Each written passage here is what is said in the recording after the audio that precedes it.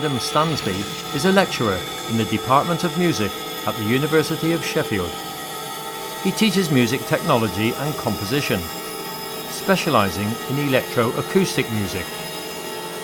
John Scaife spoke to him about his take on peer assessment. I understand that you organise something that you call listening sessions here, which involve a student or students bringing compositions to a group and presenting them in some kind of way for the purpose of hearing peer appraisal of the work. Is that right?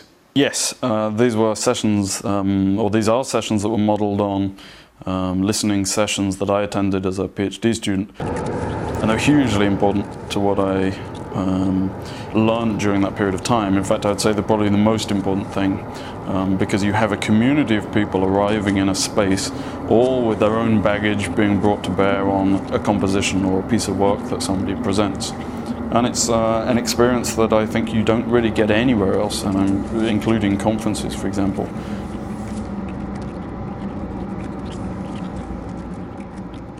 What makes it unique?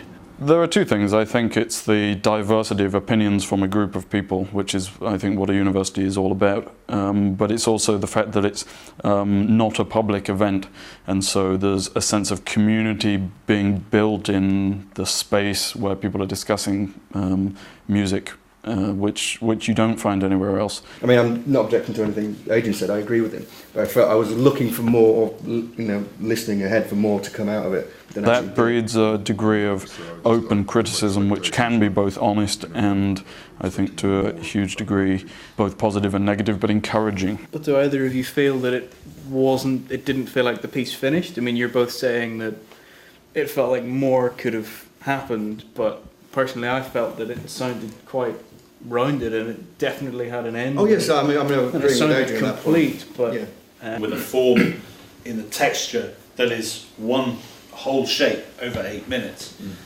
but then trying to figure some sort of subform within the little gestures that you've And got. I'm sure there is a degree of politeness there, insofar as nobody wants to be completely horrible about somebody else's work while they're there in the room, but as the community develops, people become a lot more confident in doing that, and I hope start to see the value in doing that. And so the comments do verge on relatively high-level criticism of other people's pieces, but it never goes beyond the room itself, so it stays within that listening session. And it's very, very useful for composers as individuals, and it's very, very useful for the group. In terms of the composer, they're getting to hear how a group of people are encountering their work, and whether it corresponds with their own feelings about their work, and which are the points perhaps they want to improve on in subsequent works. For the group, it's hugely important because they're engaging in a level of critical discourse which is very hard to find anywhere else.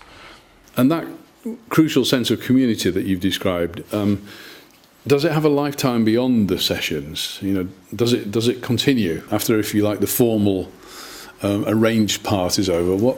Does it have a life of its own? I hope it does. I think it does. It certainly does in the individual's minds. I think I've seen people's ability to critique work develop, but also we all go off to the pub after these sessions, and there's a great deal of continuation of discussions that emerge during the listening. And that's surely got to be an encouraging sign. It is. Thanks very much. Thank you.